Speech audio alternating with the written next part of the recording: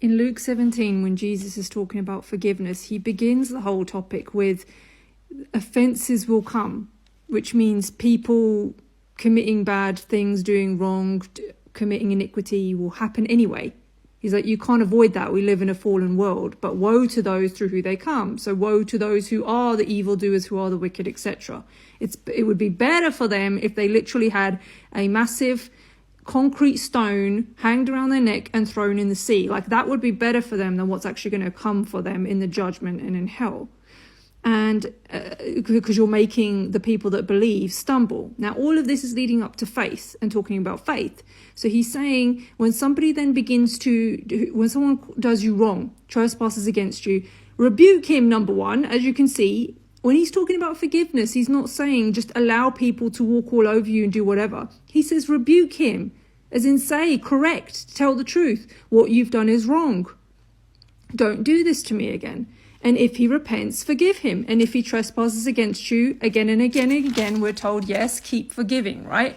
And then that's when the apostles, their answer to this is increase our faith. But that's our job. Our job is to have the faith. God brings miracles. God does incredible things in our lives. But our part, our job is to have faith in him. That's why later on in chapter 18, when he says, when he returns, I tell you that I will avenge all of my saints. Like, I will avenge my people speedily. He's like, I will avenge you. This is the reason why you forgive and don't take vengeance yourself. Again, you've got to look at the whole picture and not just one aspect of it. I will avenge them. That's the point of the patience and the long suffering. Nevertheless, when the Son of Man comes, Jesus, shall he find faith on the earth?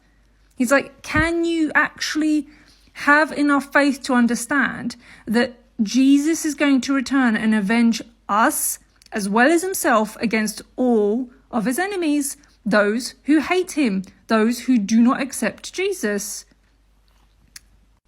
Faith in itself is a supernatural element of life. Remember, everything is spiritual first before it is physical. So there's this whole thing where he talks about having the faith of a grain of a mustard seed. And for some reason, this is being taught today as you only need a tiny bit of faith because a mustard seed is so small. No, the point is the mustard seed literally is like the size of a little dot. And then by the time it's grown, years and decades later, it turns into one of the biggest and strongest trees. Okay, it bears much fruit, but that takes a lot of patience. It takes kindness. It takes charity. It takes understanding. It takes spiritual maturity. And that's why he's saying you have to have that kind of faith. Because even this is one of the most important. I read this over and over again. This is where you need to remind yourself when you choose to pick up your cross daily and actually be a servant of Christ. He says here, he talks so many different parables. You learn so much about the parables. It's incredible. God will continue to open your eyes spiritually through every single parable. That's what he did with the apostles as well. The more you actually desire and pray to learn wisdom from the scriptures, he will reveal them to you. He's conversing with you through his word. Remember this.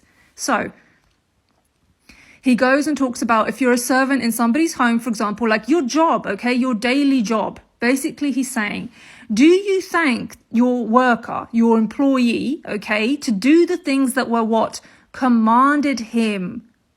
The things that he's supposed to do, his job. He's like, no, I trust not. You don't.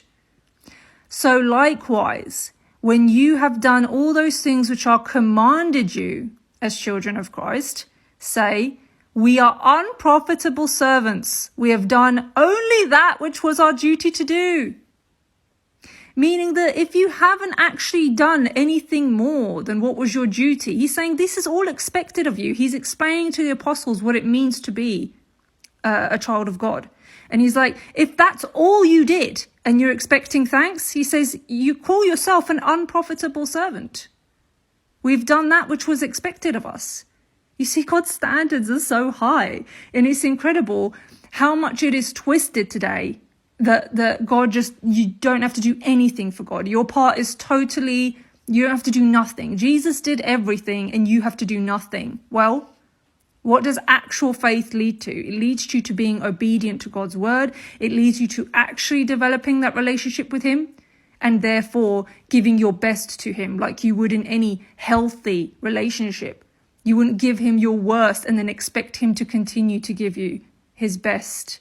While there's so much more, the main point here is understanding that the faith part is up to us to believe that no matter how bad this world gets, because it's going to get worse every day, the days are evil, that he will return to avenge us.